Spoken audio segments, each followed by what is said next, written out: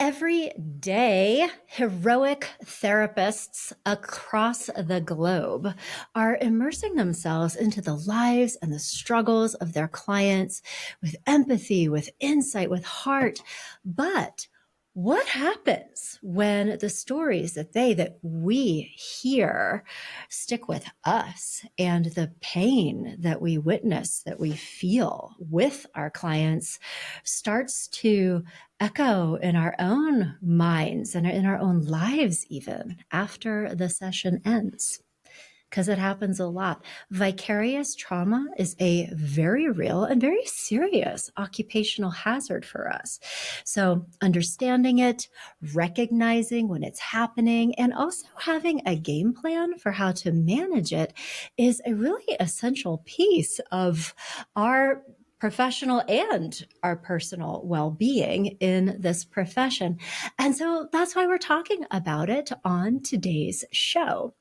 And welcome to Love, Happiness, and Success for Therapists, by the way. If this is your first time listening, this is a podcast dedicated to the personal and professional well-being of therapists. I'm Dr. Lisa Marie Bobby. I'm the founder of Growing Self Counseling and Coaching. I'm a psychologist. I'm a marriage and family therapist, but most importantly, I am a fellow traveler on this grand adventure, right? Like, what a career. And I am so pleased to be joined today by a fellow adventurer and traveler. Right here with us is Dr. Lisa Corbin. She is the director of the MS counseling programs and an assistant professor at the School of Professional and Applied Psychology at the Philadelphia College of Osteopathic Medicine. She is also a private practitioner, but most importantly and saliently, she's had a lot of firsthand experience with vicarious trauma. She has become an advocate for therapists like us who are experiencing this very common occupational hazard. Dr. Corbin routinely delivers talks on this subject. She has built and developed self-care strategies into her academics program curriculum in an effort to help counselors with exactly this. And today she's here to share her insight and wisdom with you and me. So welcome, Dr. Corbin, and thank you for being here. Thank you for having me. Yeah. So my goodness, there is just so much to unpack here. And what I always like to do, especially when I have fascinating guests like you on the show, is because I'm a naturally curious person, and I just always so interested, like, how did this become a professional passion area for you? Was there a personal story here, or how did this become a thing for you? Right. Of course there is, because I think most of us who go into the helping profession, right, we have these lived experiences. Well, yeah, that's true. We do. And so for sure, one of my specialties happens to be this vicarious trauma, because I realized over the years I've experienced vicarious trauma, but in different ways. Mm-hmm. And it led to me now saying, hey, this is something that we have to do for our fellow clinicians and our future clinicians. And I'll say it was interesting because it started probably back in the late 90s when I was working in a domestic violence shelter. Wow. And I was working with these women and hearing their stories, and probably worked there for about 12 to 18 months. But then, Lisa, I said, nope, I'm out. I can't do this anymore. And I just quit the field. And I all the way out. Yep. Oh, yeah, and it happens. Yes. And I took more of an administrative role on a college campus because that's paperwork. That's, stuff I could do. And it was a little bit of crisis in there. Mm-hmm. But looking back at that, I realized, I thought, you know what? I'm just burnt out. That's what this is. But it was really more than being burnt out, because it was what was happening was my worldview was beginning to change, right? I was meeting with these women. They were telling me these stories about how wonderful their husbands were when they first met with them. And then something bad happened. The abuse started, and we talked about the cycle of abuse. So here I was, my young 20 self, trying to find a partner and having these same thoughts in the back of my head. Oh my gosh, what if this happens to me? What if this happens to me? I'm finding myself being really, really cautious. So I think that was the first time, but I didn't recognize it, like I said, as vicarious trauma. Right. And then the second time was I became a rape crisis counselor. And yes. And so here I was, and this was much later on. This is actually when I was doing my doctoral internship. And here I was hearing these stories. And I have to say, between the first being the domestic violence counselor and the sexual assault advocate, I will say that there was probably about 20 years in there, right? So I had worked on myself. I had got myself good therapy. I had great coping skills, and I'm in my doctoral program about to finish up and just have this internship left to do. And then I get smacked, realizing, something's happening here. I'm bringing my clients home with me, not literally, No, I hear you. Right? And so I would hear these stories of little children who were abused. And I would come home and I was very hypervigilant when my kids weren't around me. And I didn't notice it at first until my son kept saying, Mom, why are you asking me this? Why are you asking me this? And then I realized, wow, I'm really leaning into him and asking him these questions. Yeah. And then my older two daughters were teenagers at the time. And, they wanted to go out and do teenage things, go to the malls. And I remember being so anxious because I had heard these stories of men following young girls around in the malls and assaulting them in bathrooms. So I wouldn't even allow my 16 and 18-year-old daughters to go to the mall without me. Right. And I was using the Life 360 app, and I was constantly on it. And luckily for me, and you'll see this is a theme throughout our conversation for sure, my supervisor sat me down and said, Lisa, what's going on? I'm noticing you're not as fully focused as you have been in the past. You seem to be a little bit short with us. And I remember just crying and thinking, oh my gosh, she's right. I am experiencing some of these same symptoms that my clients are experiencing, right? But you don't realize it when you're in it. Right. Yeah. And so she was wonderful because she helped me to work through it all and finish my doctoral internship without harming anybody, Yeah. Yeah. Oh, it's such hard stuff, and it's so real. But first too, I mean, I want to acknowledge what happened. It sounds like in the very beginning of your career. I mean, you had an experience that I think is unfortunately very common. And one of the big reasons why I started doing this podcast, I think that when clinicians go into situations like the domestic violence of center where you were in, and they don't really have enough support to know what's happening, it feels like the only way to save themselves is to flee the profession, which is really such a tragedy because, as you know, I mean, there's a problem with not having enough therapists to meet the demand of all of these people, and so what we have is young, sincere, eager little new counselors going off to like do great things, and then they are just incinerated by some of these things without support, and they're like, maybe I'll go into an administrative position with nothing wrong with that. But I just want to like, just give you recognition and respect for doing a full circle and coming back into the field, like coming back into the ring. Because a lot of people don't. They're like, no, thanks. I'm going to nope right on out of here because I don't ever want to hear that again in my life. Yes, because it's so hard. It's so hard. And just, you're bringing up the fact that it really does impact us personally, at least it can, like the stories that you absorb, the other people's memories that are now like banging around in your head, and the hypervigilance that gets focused onto your life and your family and your kids, to the point where it can begin to create negative consequences for our own lives, but we don't even realize that it's happening. It can be so insidious. So, Yes. And I think one of yeah. the things I tell my students all the time is I use this as an example. I say, all right, so if I told you a story about a little girl who's in a black and red plaid dress, Yeah. and she is holding a bright orange balloon, and she's standing in front of a school bus, and it's lightly raining, and there's a giraffe standing behind the school bus. What are you picturing? Yeah, And I see and it. yes, right?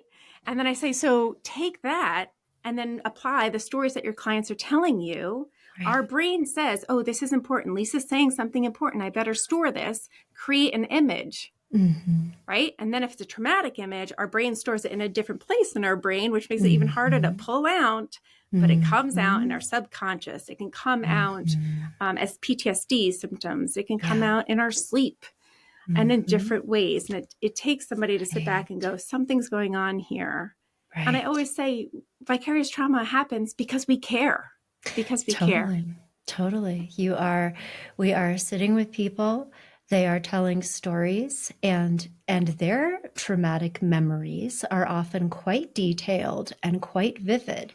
It was a red and plaid dress, and there was an orange balloon, and we are seeing the things and creating these mental images. And the feeling part of our brain, unfortunately, can't tell the difference between things that we're visualizing Yes. and things that are actually happening. And these stories themselves and the memories that we now have of the event that has been told to us create trauma inside of ourselves. It's 100%.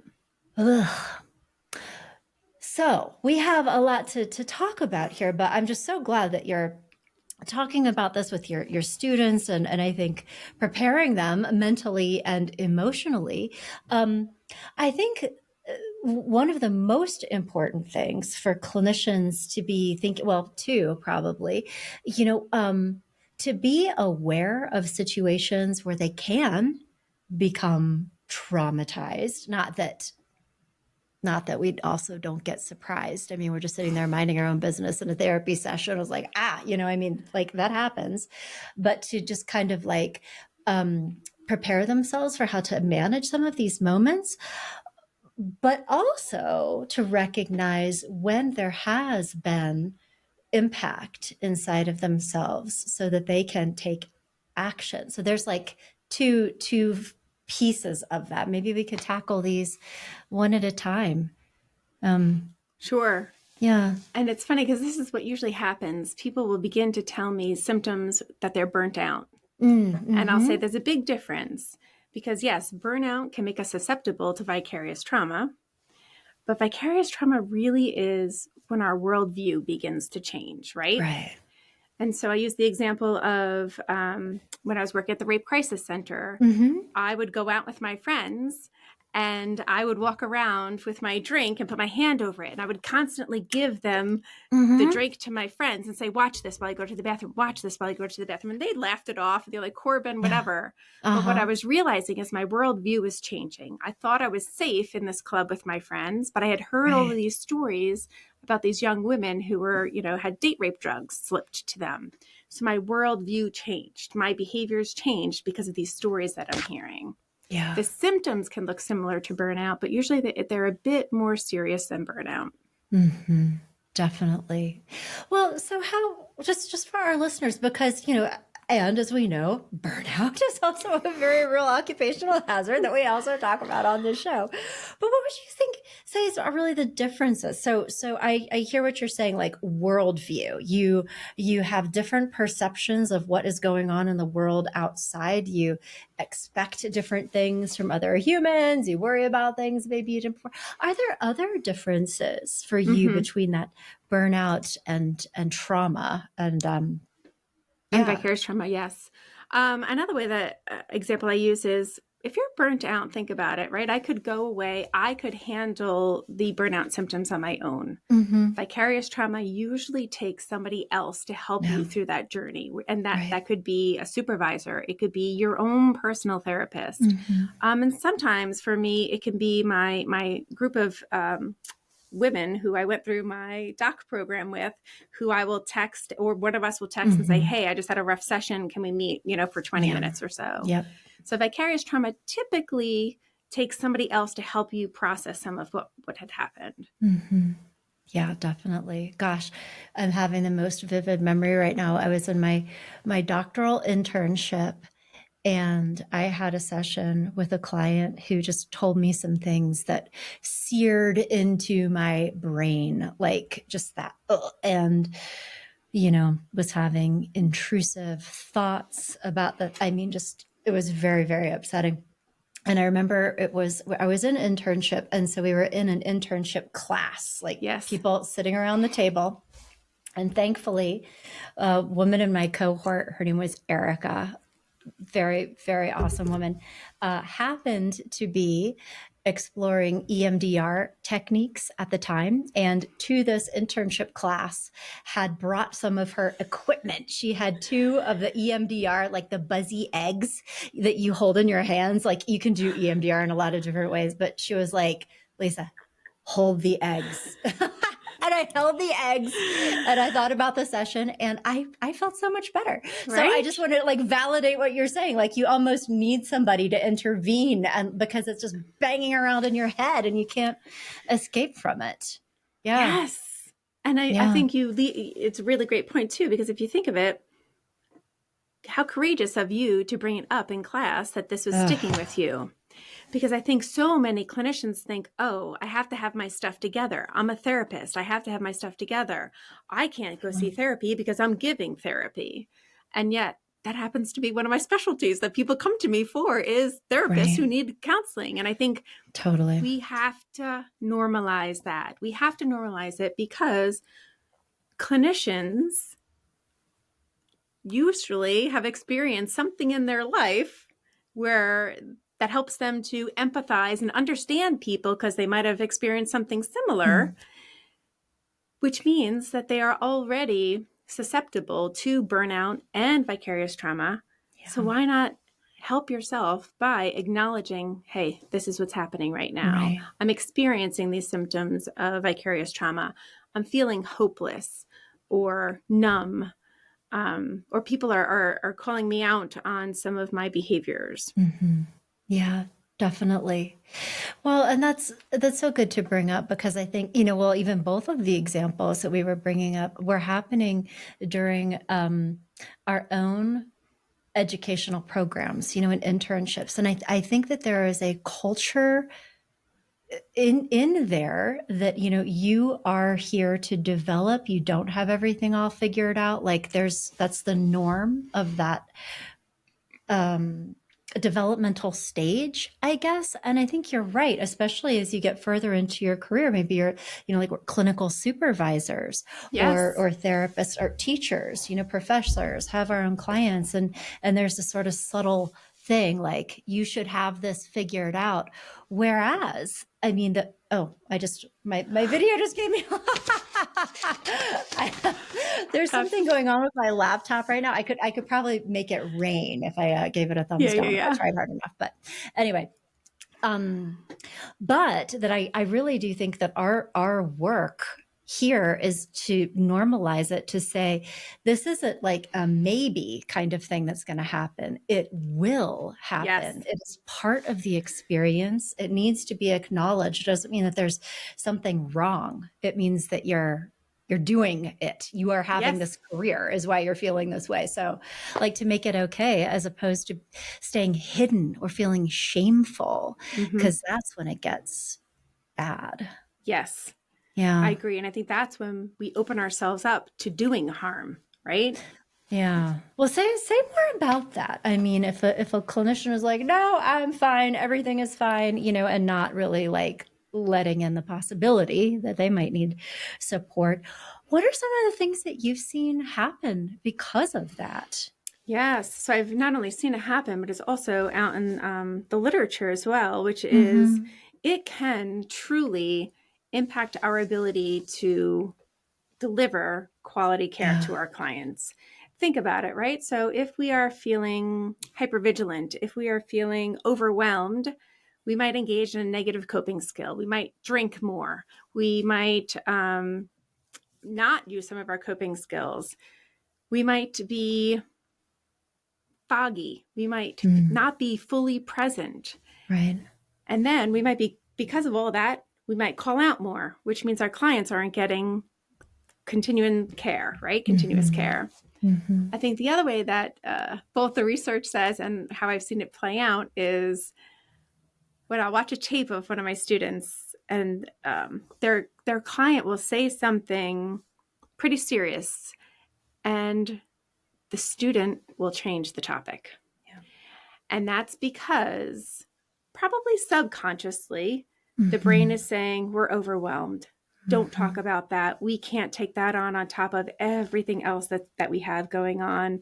Change the subject. And when we change the subject, we're running the session and not allowing the client to run the session. Exactly. That our needs, our emotional needs in that moment are taking the priority, and there's avoidance for us. Yes. Rather than bravely going into what our client actually needs, because we're trying to protect ourselves, is what you're saying. Yeah. Beautifully. Yeah. I think sometimes too, it can happen because when we become numb, we might be less empathetic. And then, you know, every single theory that's out there says you can't, that no theory works unless you have some sort of a connection. And that connection is built on empathy and understanding the client. Right. Right.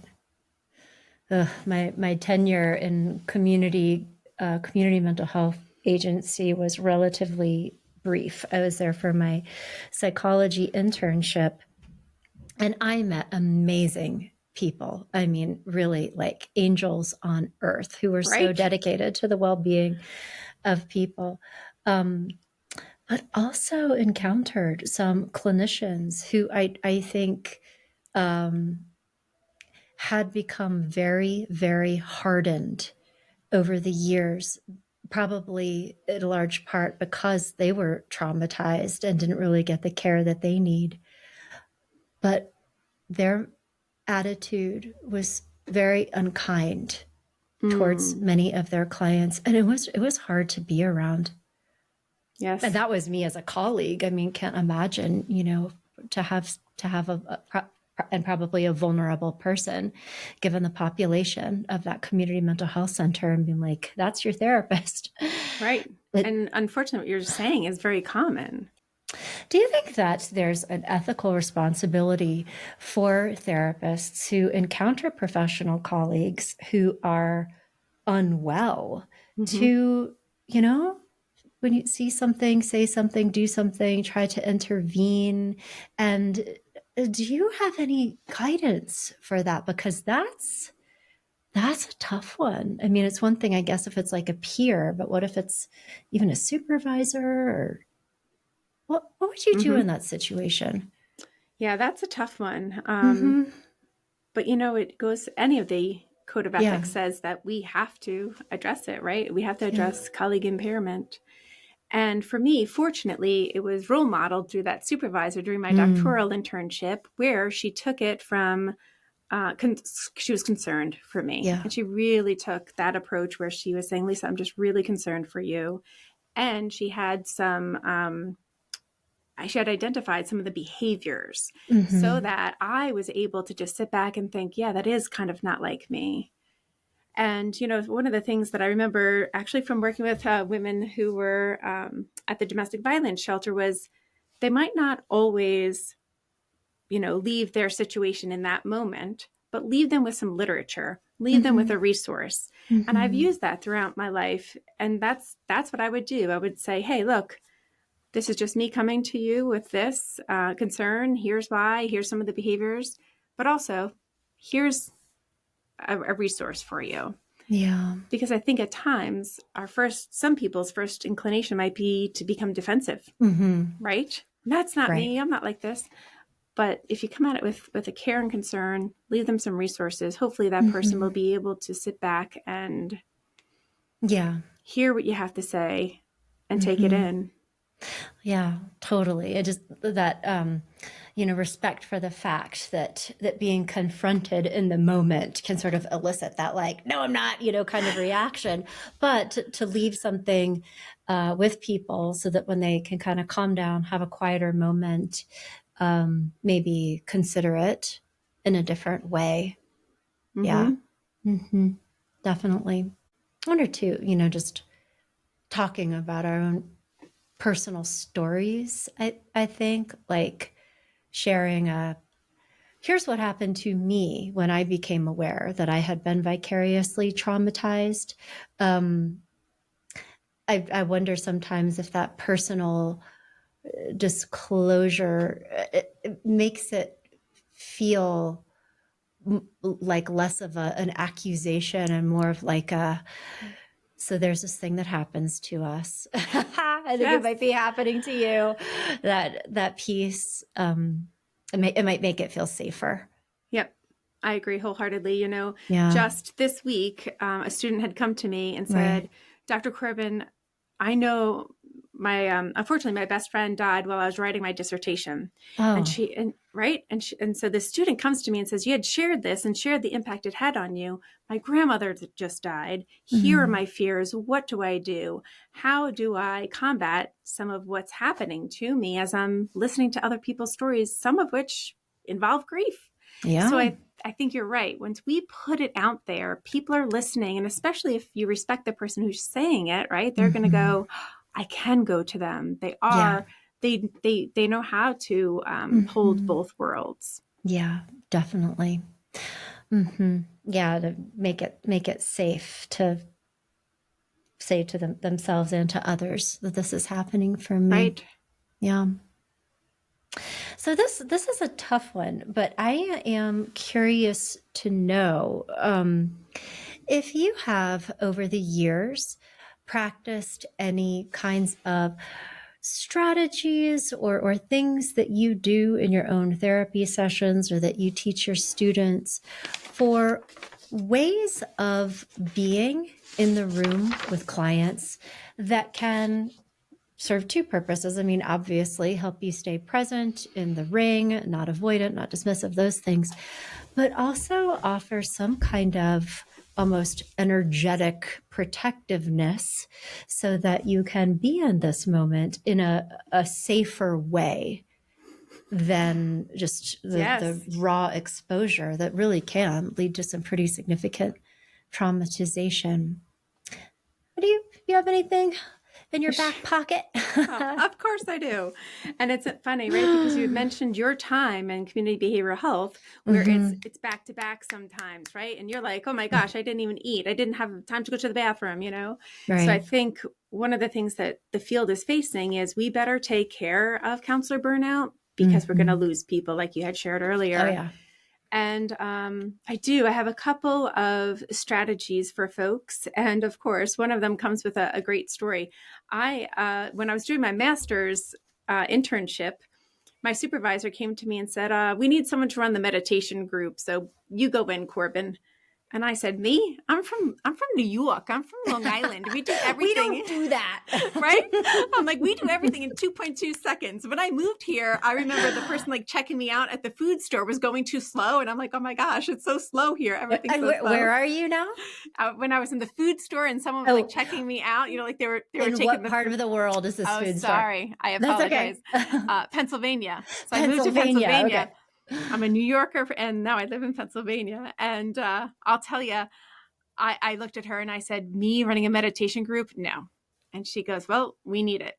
So I started off going in and just playing meditations on my phone. And half the clients fell asleep. The other, who knows what they were doing. And my supervisor watched and she goes, no, this isn't what we want. We want you to go to this 2-day training on mindfulness meditations. And I said, again, you're going to put me with all those hippies. I was so very judgmental, right? And I said, this is so not me. And then she goes, look, we'll pay for it and you can have the days off. So I said, fine, I'll go do this training.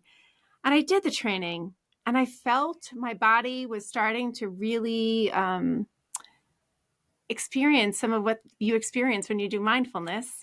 But it wasn't until I went home and the week or two after where I was noticing my body was much more aware that I was becoming anxious. So I was able to use the grounding techniques before the volcano erupted, for lack of better terms. So one of the things I tell all of my supervisees is learn a way to ground yourself and be open to mindfulness meditations and just mindfulness in and of itself, because we are trained to step a foot or 1 foot in the client's world, but keep 1 foot in our world, right? But vicarious trauma sometimes is whenever we have both feet in their world. So we have to pull ourselves back. And one of the best ways we can pull ourselves back is by grounding ourselves in the moment. And I tell my supervisees and my students all the time, I say, you know what I do? I will say, hey, Lisa, thanks for coming today. I'm starting every session today with a quick 2-minute mindfulness for you. But it's really for me, but I'm going to say that it's for the client. It's good for everybody. Yeah, that's right. Good. Yep. So mindfulness tends to really work, and grounding techniques really work. Gosh, when it comes to self-care, I am a big fan of find what works for you and keep it short. Because I think we get so overwhelmed sometimes thinking, should I be doing a 1-hour yoga? Should I be doing an hour-long meditation? I do chair yoga for 2 minutes. I will get up. I will stretch. When I was at the Rape Crisis Center, one of the things that I did that really helped was in between clients, I would get up and go to the bathroom and wash my hands. And be like, okay, I'm washing this client off of me. I'm fine, And then it would help me to just go out and feel a little bit like, okay, that client's there. Let me come back. Because I don't think we have enough transitions in our lives, right? We just go. We're so fast. And so even just finding a transition for how you can get from one place to the next. Is it, walking quickly around the block before you get in your car to go home? Is it watering my plants? That's, I try to water my plants at the end of every day and just bring life and remind myself that there is life outside of here. That's I think good. it really is whatever works for the person. And the hardest part probably has to be actually the hardest part of being a clinician, right? Which is acceptance that we're not going to be able to help everybody. I had a clients often say to me, what's the hardest part of your job? And I'll say, the hardest part of my job is seeing something in my clients that they don't see. Because I want them to see it so badly, but sometimes their eyes are closed to it. Like a positive thing. Yes, of course. Yeah. And so we have to accept that they might not be ready to see it at that moment, or we have to accept that they're not ready to deal with whatever it is that they came to us with at that moment. Definitely. Well, and that in itself can be so traumatic for us as well, that somebody has lived through so many difficult things that it really has damaged their ability to feel okay about themselves in basic ways. I mean, that's such a tragedy, so there's the traumatic events, but there's also like the macro. But I heard you say that something that has been very helpful for you and that you teach our students are really related to these physical rituals of clearing, of cleansing, hand washing, standing up. I've talked to counselors before. Between sessions, they'll stand up and they'll spin around 3 times just to physically shake it off. And also, the grounding exercises that you talked about, the meditation, like that being here now in your body. What do I see? What do I hear? What do I feel? And I think that's a very, very helpful strategy because, the things that traumatize us, they are not actually things that are happening. They're thoughts. Yes. They are thought transmissions is what it is. And so the degree to which we can stay in the physical, that is protective. Whereas if we slide all the way into those thoughts and memories is when we can get in trouble. Yeah, getting stuck in that muck for sure. Yeah. Yeah. Wow. That's really helpful. Okay. So other tips. So, if there are is recognition. I mean, we've all been there. I certainly have there, more than one time. That there was a one time Erica with the buzzy eggs that helped. Right. But, other times that I've been in this situation, I too have had like, I think I need to do something about this. what can we therapists do to support each other? And certainly there is like getting into formal treatment with a clinical supervisor, with a therapist who can like help you with this trauma. But, you know, as peers, as colleagues in consultation groups, in that like, hey, I just had a hard session. Do you have 20 minutes to talk? What are things that we can all do to help each other process some of this and kind of move back towards health when we've been exposed to things that can be damaging? Mm-hmm. Yeah, and I think this podcast is front and center if you think of it, Well, right? Because we have to start talking about it mm-hmm. before, Yeah. because people don't recognize it. We don't talk about it. Infuse it into those supervision sessions. Check in with people, not just about their clients, Mm-hmm. but say, how are you doing after hearing that story? Yeah. And it was so funny because it couldn't have happened in a not, I'll say better time for lack of better Mm-hmm. words. But just last night, I had a supervisor reach out to me and say that she had a rough session, and it involved a mother leaving a child home alone for quite a bit. Yeah. And she goes, I just keep picturing this young boy. I just keep picturing this young boy. And you said it, and you hit the nail on the head. It's an image. So I said, Yeah. well, then pull that image back up. And she's like, why? And I'm like, watch me here, but pull that image back up. What would you Mm-hmm. have wanted to do in that moment? Give him a hug, imagining yourself giving him a hug, Mm-hmm. and then like setting him free and letting him go, and relate it back to that image, and just, you know, Mm-hmm. letting it go. I think for a Yeah. lot of people too, this is where they lean into their spirituality, their I was just religion, thinking the same thing. Like you right? almost have to have a not not that you have to. But to be an atheist is completely valid. I don't want to respect anybody's like belief system. However, to have something to go to in those moments, boy, is it powerful. Mm-hmm. Yeah. Mm-hmm. So finish your thought. I got excited when you said No. spirituality. So please continue. Yes, no. Because I think for some people, it's that whole I've done what I can do now. Yeah. I have to put it out into the universe, you know? Right. So when I used to work at this inpatient facility for men, you know, they were in recovery. So a lot of times I would come in on a Monday morning and someone might have overdosed. A couple of them might have left. And for me, I would just put it out there and say, please take care of him. I had a colleague of mine who at the end of every day, she would, you know, say a prayer in Mm-hmm. her office for her clients, not with them in there, but she would say Yeah. it like, please Mm-hmm. oversee them. Because at that point, you feel so helpless, Right. right? When you can't help them, and they have made a choice that might not be in their best decision. Mm-hmm.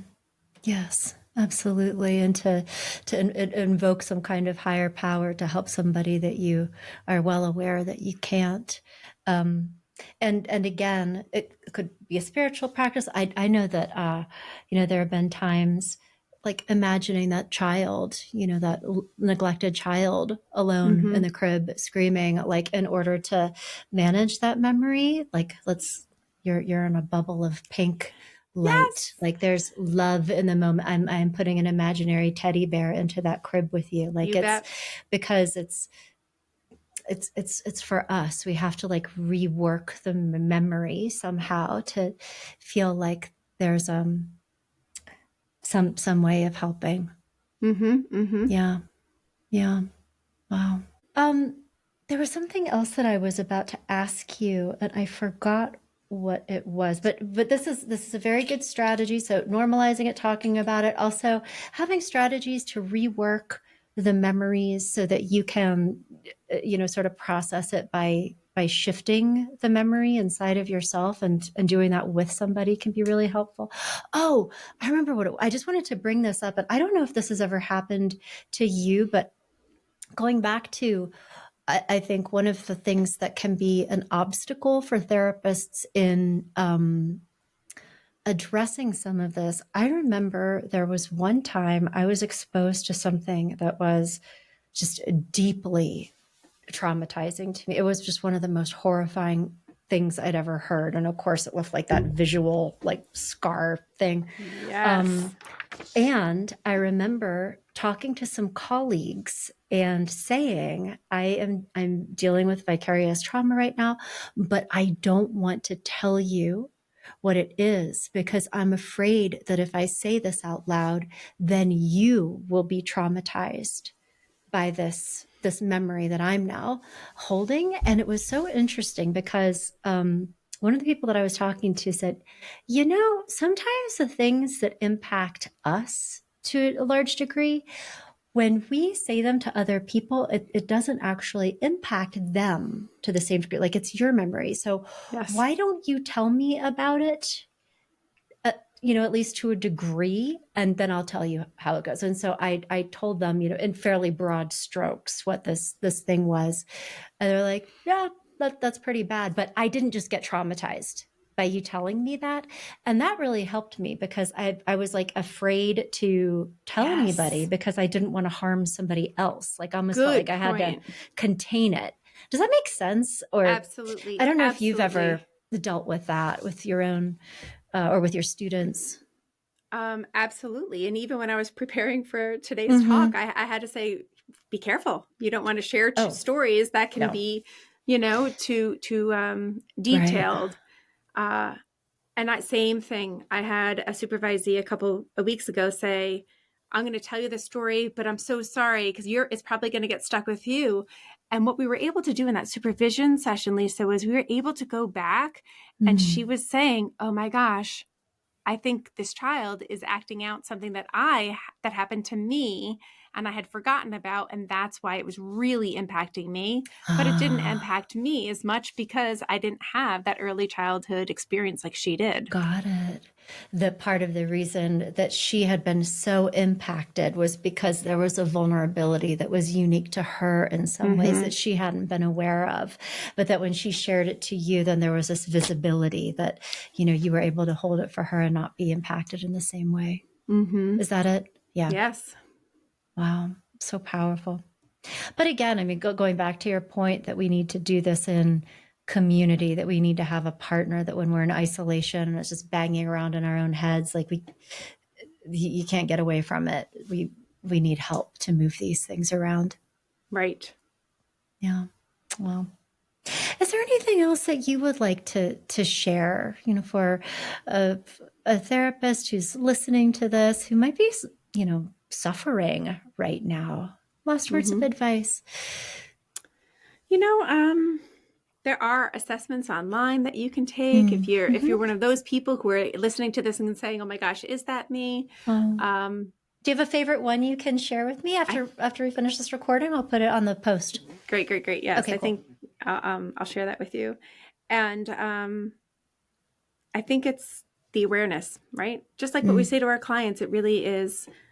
The more we can be aware of what's happening to us, inside us, and and we can listen to our bodies and our friends and our supervisors, the better humans that we can be. Definitely. Got to tune in. Wonderful. Well, Dr. Lisa Corbin, thank you so much for spending this time with me today. And if our listener would like to learn more about you or your work, where would they go? They can go one of two places. They can go to Psychology Today and just look me up, Lisa Corbin, or they can go to PCOM's website. Wonderful. Which is, pcom.edu, pcom.edu. Well, Dr. Corbin, this has been such a pleasure to speak with you today. I know a challenging topic, but an important conversation. And so I am just very grateful for your time and your expertise. Thank you for doing this with me. Same here.